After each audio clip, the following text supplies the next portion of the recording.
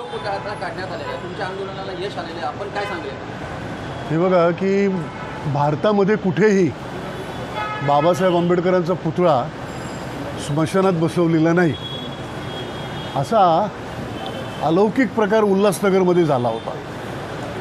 शांतीनगर स्मशानभूमीत जिथे शवदाहिनी आहे तिच्या समोरच स्मशानात बाबासाहेब आंबेडकरांचा पुतळा जो बसवला, त्याच्यामुळे आंबेडकरी समाजामध्ये प्रागतिक विचारांच्या जनतेमध्ये प्रचंड मोठ्या प्रमाणात संताप आणि असंतोष निर्माण झाला होता. त्या दृष्टीनं आम्ही मागच्या वर्षी कलेक्टर साहेबांना आणि उल्हासनगर महानगरपालिकेच्या आयुक्तांना आणि प्रशासनाला एक पत्र देऊन सांगितलं होतं की हा पुतळा तिथून हटवला गेला पाहिजे.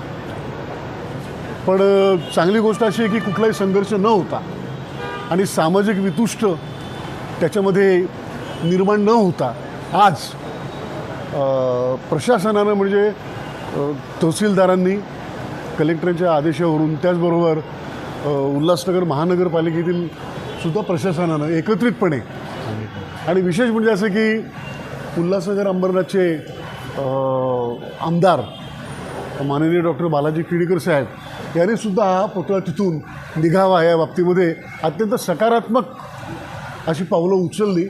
आणि त्याचा आजचं असा परिणाम आहे की तो पुतळा त्या स्मशानातून काढला गेलेला आहे. त्यामुळं महाराष्ट्रातील आणि विशेष म्हणजे त्या स्मशानाच्या बाजूलाच राहणारा जेवढे आंबेडकरी जी जनता आहे आणि जे तरुण आहेत, ज्याने बसवलं होतं तो पुतळा, म्हणजे बसवला त्यानेच बसवलं होतं असं नाही, पण ज्याने कुठे बसवला असेल पण त्या लोकांनी तो पुतळा काढलेला आहे. त्याच्यामुळे संपूर्ण महाराष्ट्रातील आंबेडकरवादी जनतेला एक चांगला संदेश गेलेला आहे. त्यांना आनंदही वाटेल की बाबासाहेबांचा पुतळा तो, मला असं वाटतं की अतिउत्साहानं स्मशानात लावण्याचा जो प्रयत्न झाला पण त्याच्यामुळे एक वाईट पायंडा पडला असता. बरोबर, त्याला आजच्या प्रशासनाच्या कृतीमुळं कायमची खीळ बसणार आहे. कुणीही बाबासाहेब आंबेडकरांचा काही कुठलाही महामानवाचा पुतळा स्मशानासारख्या ठिकाणी किंवा अत्यंत अयोग्य ठिकाणी बसवणार नाही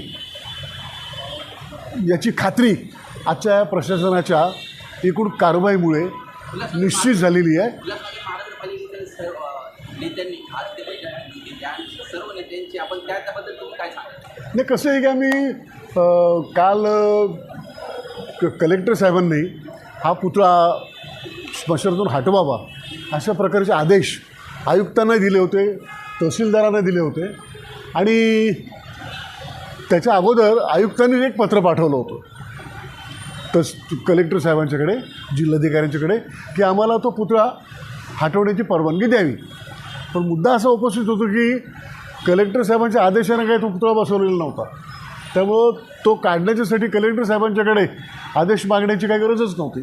पण इथल्या ज्या महापौर आहेत त्यांनीसुद्धा हा पुतळा हा स्मशानातून बाहेर निघावा या पद्धतीनं अत्यंत सकारात्मक पावलं उचलली. आणि आज आम्ही सगळेच बसलो होतो.